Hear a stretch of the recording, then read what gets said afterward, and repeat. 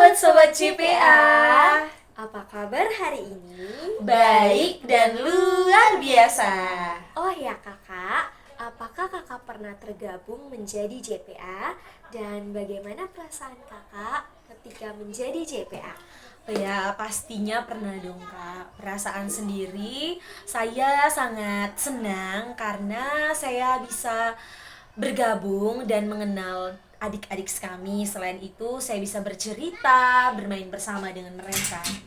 Tidak hanya itu, saat saya menjadi seorang JPA, saya belajar berbagai karakter dari adik-adik sekami, berusaha untuk dekat dengan mereka, mencari dan memilih pendekatan yang tepat untuk mendampingi adik-adik sekami.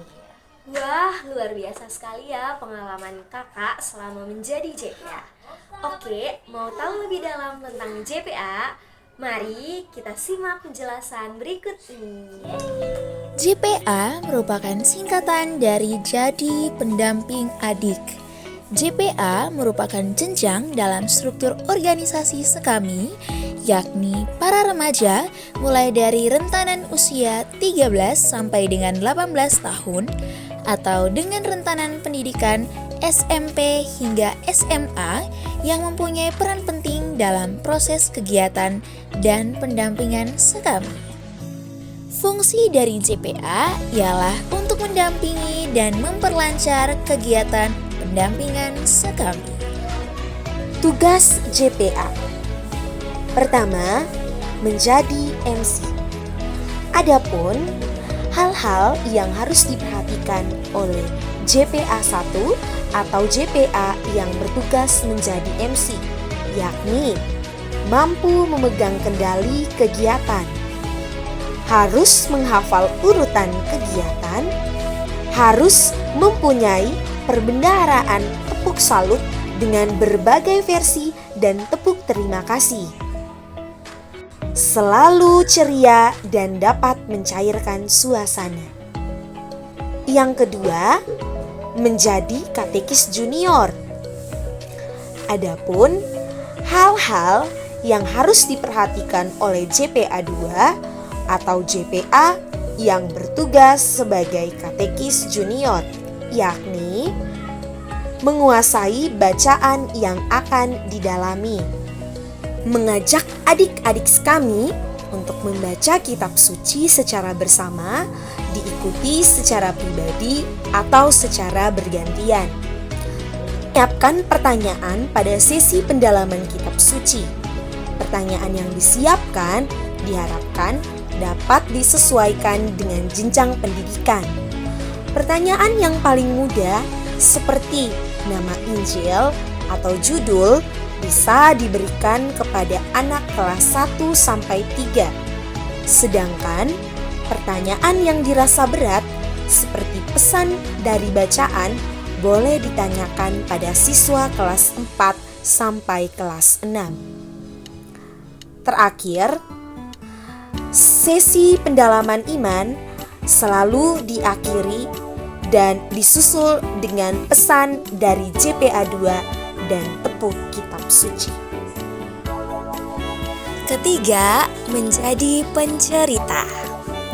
Hal-hal yang harus diperhatikan ketika menjadi JPA 3 atau JPA yang bertugas menjadi pencerita, yakni harus menguasai cerita, dapat menggunakan bahasa sendiri yang lebih sederhana, jangan menggunakan istilah atau kata yang terlalu berat, harus menguasai panggung, harus berekspresif, gestikulasi, artikulasi, dan volume suara disesuaikan dengan isi cerita. 4. Menjadi animator atau animatris. Hal-hal yang harus diperhatikan ketika menjadi animator atau animatris, yakni memiliki perbendaharaan tepuk, gerak dan lagu, permainan, dan mampu menguasainya. mampu merangkai dan menjelaskan permainan dengan kalimat yang sederhana dan mudah dimengerti. Bersemangat!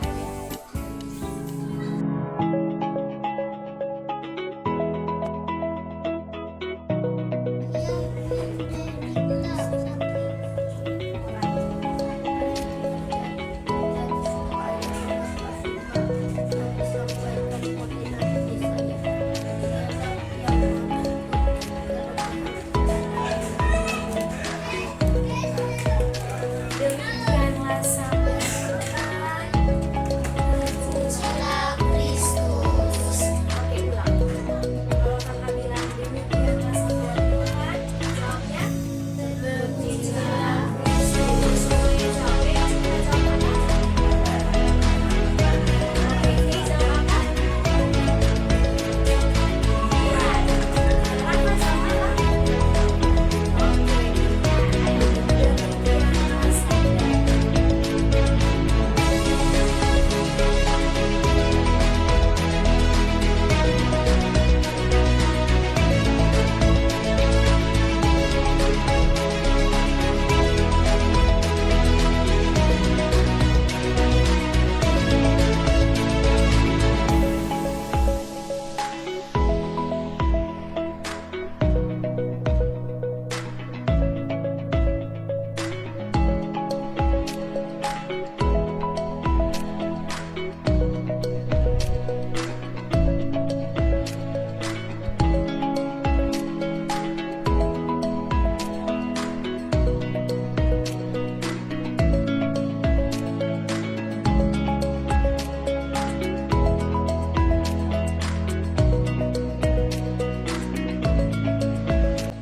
Selain keempat tugas JPA tadi, ada beberapa tugas JPA yang harus diketahui dan diingat oleh sobat-sobat JPA, yakni sebagai berikut.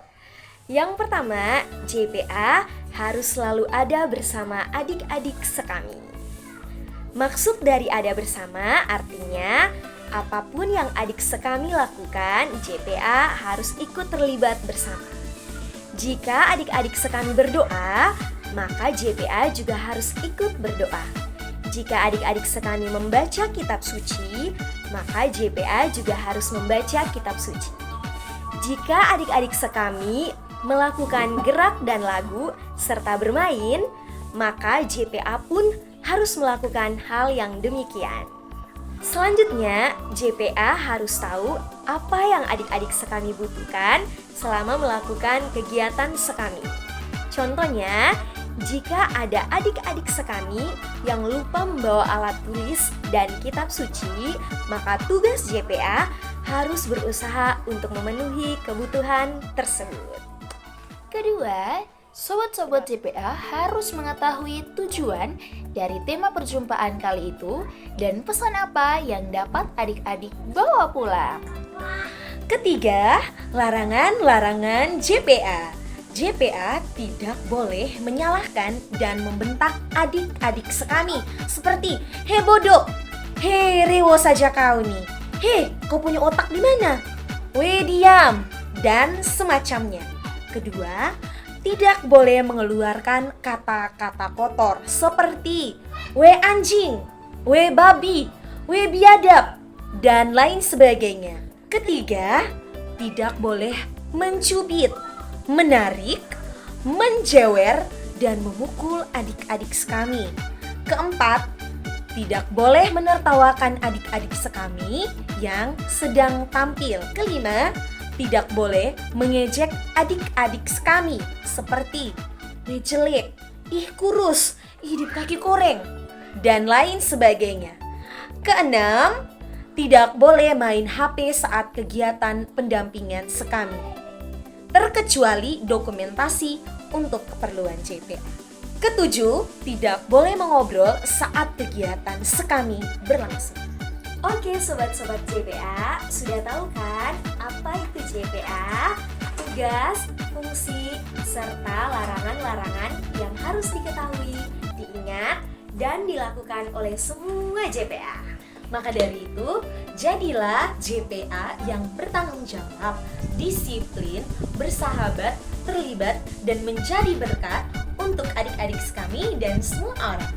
Sebelum video ini berakhir, kakak punya satu pantun untuk sobat-sobat JPA.